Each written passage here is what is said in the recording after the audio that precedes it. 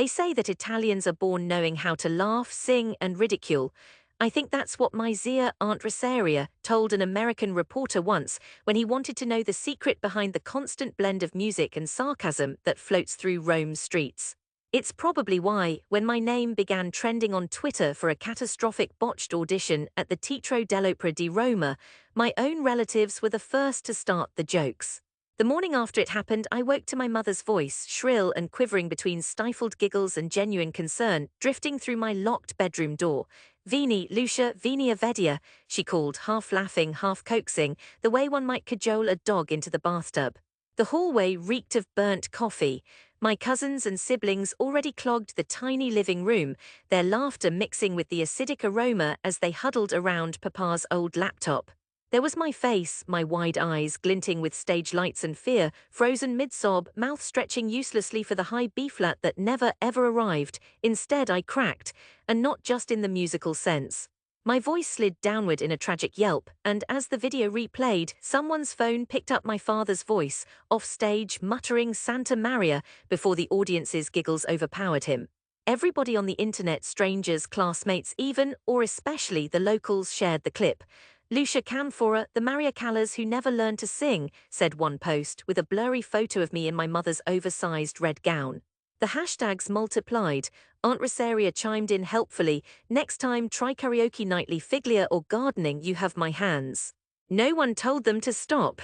Not my old friends, not even my little brother Matteo, who performed my tragic B-flat for his friends at dinner as if it were Macbeth's dagger scene. Our building's portier Armando cackled every day when he saw me pass. Hollywood next, he'd shout, or maybe knew over Sophia Loren. His voice would bounce between the marble staircases as I tried to shrink myself smaller. A month passed that way, interview requests, prank calls, unsolicited voice lessons from bored retirees.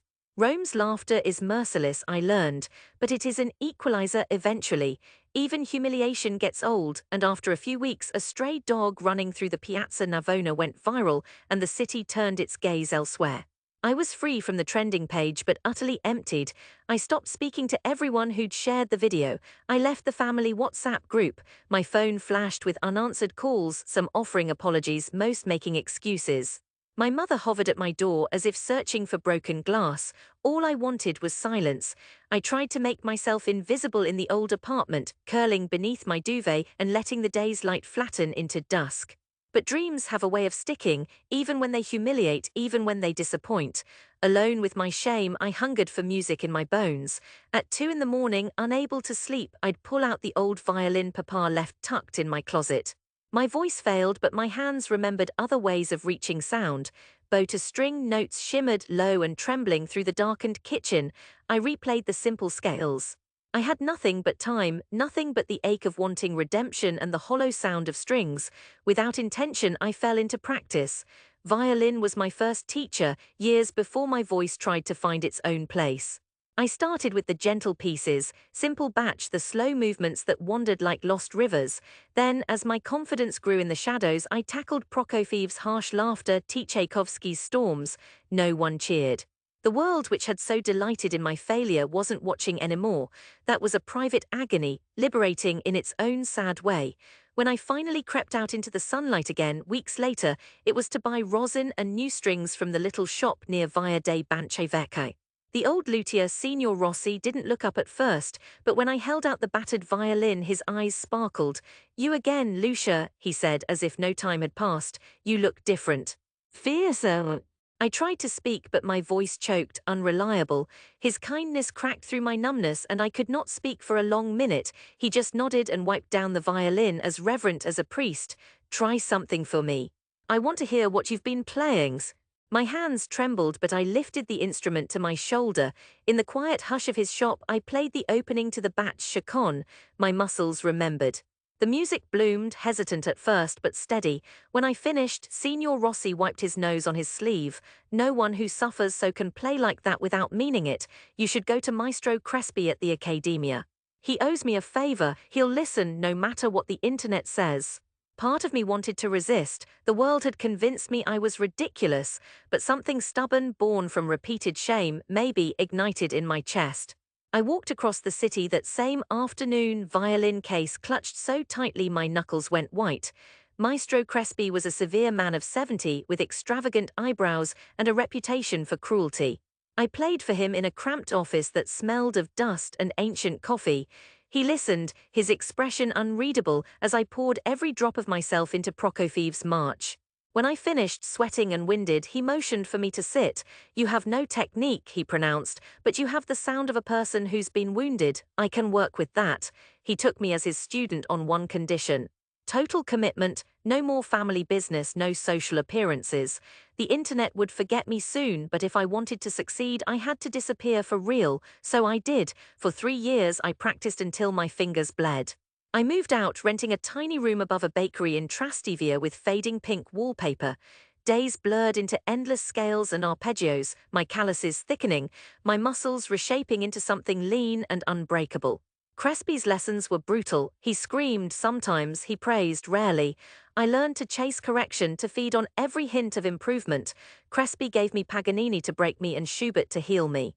I let my voice hibernate. Music was my language now, money was tight. My family, who for a while had trailed me with half-hearted apologies, eventually left me alone. I cleaned practice rooms at the conservatory, taught scales to rich American children at the international school, played weddings for couples who barely listened. I learned to live on espresso and pride. As months passed, my heartbreak over the audition faded into something rougher, like polished bone. When I saw Papa at the corner market, he nodded, awkward, as if recognizing me solely by my violin case. My mother texted sometimes, "Mangia, come home." I answered with emojis, never words. I nursed my pain like a hidden wound. My first public performance came by accident. One night while waiting for Crespi to finish with another student, I practiced in an empty stairwell. A tour group, wealthy French and Americans, passed by, drawn to the music. They clapped, snapped photos, begged for more. One woman handed me her card. "Call me if you want to perform at our gallery," she said in fluid English. That's how the doors cracked open. The gallery gig led to another and another.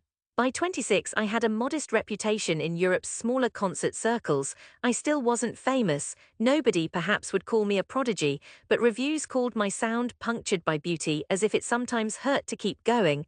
That was all I wanted. Years passed, seasons ticking off in cracked nails and new pieces. The hair on my bow thinned. I made enough to eat well, to buy good shoes. Still, I never returned to my family's flat or answered the neighborhood's pointed invitations. It was easier to be a phantom. Fame is strange, though. It glows hottest at home, especially abroad. By 30, after a successful performance at the Berliner Philharmonie, news trickled down to social media. My name, once a meme for failure, began to surface in earnest. "Lucia Canfora dazzles in Berlin," a critic wrote. Locals who had cackled at my audition were the first to comment. "Our Lucia, Roman blood." Only 2 years earlier they'd served my humiliation over pasta. Now they demanded a seat at my triumph's table. Eventually, the invitations from Rome shifted from uncomfortable to insistent. "Play at the Teatro dell'Opera for the anniversary," Maestro Crespi said. "It's time." My family began texting again, awkward, fragile overtures sent at midnight. Even Aunt Rosaria weighed in. "Imagine, Lucia. You back home, but maybe stay away from B-flat A." I went not for them, but to see for myself whether I could face the ghosts of that city, the laughter, the taunts, the memory of my own trembling hands. It was a gala performance meant as a homecoming for local stars. I was last on the bill. The organizers promised me no surprises, just a half-hour program of my own choosing, time enough to stake my claim or stumble once and for all. The night of the concert, Rome dripped with nostalgia and early summer heat. I tuned backstage, hands steady, the familiar creak of the old Teatro's floors pressed under my feet. Backstage in the dressing room's cracked mirror, I saw my own face, older, the corners of my eyes bracketed with lines from years of squinting at sheet music. My family took an entire row, Aunt Rosaria at the edge, Mama in the middle, my father stiff beside her. Matteo, now taller, dozed with his chin on his fist. Every neighbor, every face from my childhood was there. Armando the portiere, the old luthier, friends stern strangers. I felt their eyes, greedy for something that would allow them to reclaim me. As the host announced my name, my mother's face flickered with terror. I felt the collective intake of breath from the audience. Outside, traffic hummed against the ancient stone. I walked on stage. For a moment, all was silent. I could feel the old humiliation waiting in the wings like a dissonant ghost. I raised my violin, pressed my chin to the battered rest, and let the first note of Usse's ballade slice the air. The sound came out not perfectly, but charged, trembling, alive. I had chosen this piece for its story, a struggle that transformed fear into majesty. My fingers danced, chased and fell, recovered, soared, all the old wounds channeled into the music's surge. I gave them my loss, my years of loneliness, my hard-won reconstruction. Each crescendo battered away the lingering shame. Each diminuendo was a prayer for forgiveness for myself mainly. When I finished, there was a long, stunned silence. No laughter, nobody moved. Then somewhere in the dark, someone began to clap. The ripple grew, swelled, erupted into a standing ovation that shook the gilded ceiling. Armando, of all people, whistled. Aunt Rosaria wept openly. My mother buried her face in her hands, sobbing, while my father just stared, choking on pride and regret. Afterward, in the reception hall, people clustered around me. Incredible. Unbelievable. Even the critics who joked about my viral disaster years earlier now begged for interviews. Some wanted autographs, proof that they'd witnessed rebirth. Kids I hadn't seen since primary school pressed close. Matteo, grinning shyly, handed me a single white flower for all the high notes you didn't miss tonight. The proof of my success was not in the applause exactly. It was in the quiet that followed, the way my family looked at me, no longer with embarrassment or disbelief, but with a new awe. It was seeing my name, once a source of derision, glowing on the concert program, held tightly in so many hands that the pages curled. Aunt Rosaria reached for me finally, trembling and laughing. All these years we thought you were crazy. But maybe we just forgot how hard it is to believe in something when everyone is laughing. She paused, faltering. Forgive me, Lucia. There it was, a release, a gentle unwinding of old anger. I held her hand just as another neighbor approached. Every apology, every word of contrition landed softly. The pain was still there, but its edges dulled to warmth. Somewhere past midnight, when the theater had emptied and my family lingered outside beneath the streetlights, my father embraced me. His voice was gruff. We always knew you were stubborn, we just never thought you were this strong. We walked home together, my mother's arm hooked through mine. The cobblestones glowed under the lamplight. Rome no longer mocked. I heard only the low hum of promise, the sweet decree of having found my place. In the end, success returned me to what was always mine, but changed. Not a prodigal daughter, not a viral joke, but a woman who had rebuilt note by aching note, her own future from the ruins of her past.